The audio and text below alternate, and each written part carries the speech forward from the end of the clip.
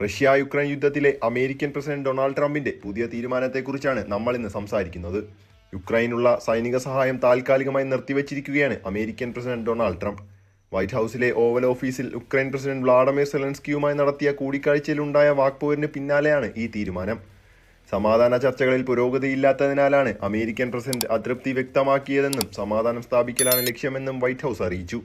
റഷ്യയുമായുള്ള യുദ്ധം അവസാനിപ്പിക്കാനായി പരിഹാരത്തിന് സെലൻസ്കി തയ്യാറായാൽ മാത്രമേ ഇനി സഹായവും സഹകരണവും ഉണ്ടാവൂ എന്നാണ് ട്രംപ് വ്യക്തമാക്കിയിരിക്കുന്നത്.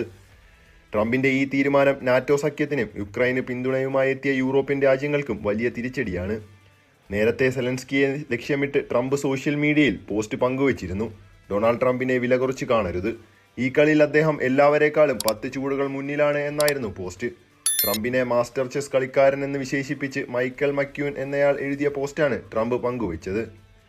കഴിഞ്ഞ ദിവസം ട്രംപും സെലൻസ്കിയും തമ്മിലുള്ള ചർച്ച അലസി പിരിഞ്ഞിരുന്നു. ചർച്ചയ്ക്കിടെ സെലൻസ്കി ഇറങ്ങിപ്പോന്നത് നാടകീയ രംഗങ്ങൾ സൃഷ്ടിച്ചു. സെലൻസ്കി യുഎസിനെ അപമാനിച്ചെന്നാണ് അന്ന് ട്രംപ് ആരോപിച്ചത്. യുദ്ധത്തിൽ യുഎസിന് ചെലവായ പണത്തിന് പകരമായി യുക്രൈൻ സർക്കാരിന്റെ ഉടമസ്ഥതയിലുള്ള പ്രകൃതി വിഭവങ്ങളിൽ നിന്ന് വരുമാനത്തിന്റെ 50% യുഎസുമായി പങ്കിടുന്ന കരാറിൽ സെലൻസ്കി ഒപ്പുവച്ചിരുന്നില്ല. ധാതുവിഭവങ്ങൾ, പെട്രോളിയം, പ്രകൃതിവാതകം എന്നിവയ്ക്കൊപ്പം തുറമുഖങ്ങളുടെയും പ്രകൃതിവാതക ടെർമിനലുകളുടെയും ഉടമസ്ഥതയും യുഎസിന് കൈമാറണം. ഇതിന് പകരമായി സൈനിക സുരക്ഷാ ഉറപ്പുകളൊന്നും കരാറിലില്ല.